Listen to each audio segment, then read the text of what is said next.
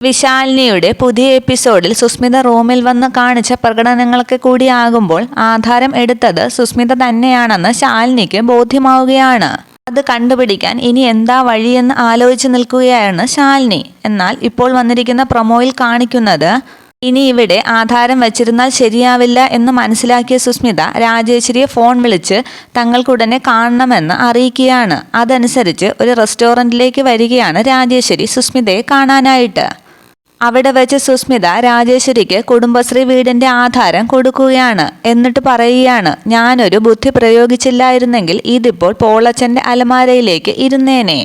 എന്നാൽ ഇതേ സമയം ആ റെസ്റ്റോറൻറ്റിലേക്ക് എത്തുന്ന കമലൻ രാജേശ്വരിയും സുസ്മിതയും അവിടെ ഇരിക്കുന്നത് കാണുകയാണ്.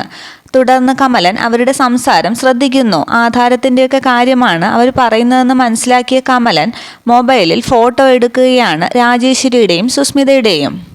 മൊബൈലിലെല്ലാം റെക്കോർഡ് ചെയ്ത ശേഷം രാജേശ്വരിയും സുസ്മിതയും കാണാതെ മാറി നിന്ന് കമലൻ ശാലിനിയെ ഫോൺ ചെയ്യുകയാണ്. ഏട്ടത്തിയമ്മേ തെളിവ് കിട്ടി എന്ന് പറഞ്ഞ് ശാലിനിയുടെ ഫോണിലേക്ക് കമലൻ റെക്കോർഡ് ചെയ്ത ഫോട്ടോസും വീഡിയോസും ഒക്കെ അയക്കുകയാണ്. ഇതൊക്കെ കാണുമ്പോൾ ശാലിനി ഉറപ്പിക്കുകയാണ് ആധാരമെടുത്തത് സുസ്മിത തന്നെയാണെന്ന്. ഇനി ആധാരം സുസ്മിതയുടെ കയ്യിൽ നിന്നും എങ്ങനെയാണ് തിരികെ വാങ്ങുന്നതെന്ന് ആലോചിച്ച് നിൽക്കുകയാണ് ശാലിനി. തുടർന്ന് പ്രൊമോയിൽ കാണിക്കുന്നത് രാജീവ് അമ്പലത്തിൽ വെച്ച് ശാരികയെ കാണുകയാണ്.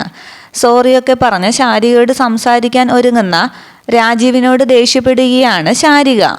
ഈ കല്യാണം നടക്കണമെന്നുണ്ടെങ്കിൽ 30 പവൻ ഞാനിട്ട് കാണണമെന്ന് സാറിൻ്റെ അമ്മയും അമ്മാവനും വെച്ച ഡിമാൻഡായിരുന്നു എന്ന് രാജീവിനോട് പറയുമ്പോൾ ആകെ അമ്പരന്ന് നിൽക്കുകയാണ് രാജീവ്. അന്നേരമാണ് രാജീവ് അമ്മയുടെയും അമ്മാവൻ്റെയും കള്ളക്കളിയൊക്കെ മനസ്സിലാക്കുന്നത്.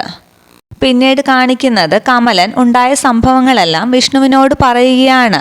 ഇതെല്ലാം കേട്ട് ആകെ ദേഷ്യപ്പെട്ട് വിഷ്ണു വീട്ടിലേക്ക് പോവുകയാണ്. ഇനി ശാലിനി തെളിവോടുകൂടി സുസ്മിതയെ ചോദ്യം ചെയ്യുമ്പോൾ സുസ്മിത അതൊക്കെ ഏൽക്കുമോ അതോ ഇനി മറ്റൊരു കള്ളക്കളിയിലൂടെ സത്യഭാമയെ തൻ്റെ വഴിക്ക് വരുത്തുമോ എന്നുള്ളതൊക്കെ നമുക്ക് വരും എപ്പിസോഡുകളിൽ കാണാം. Okay, thank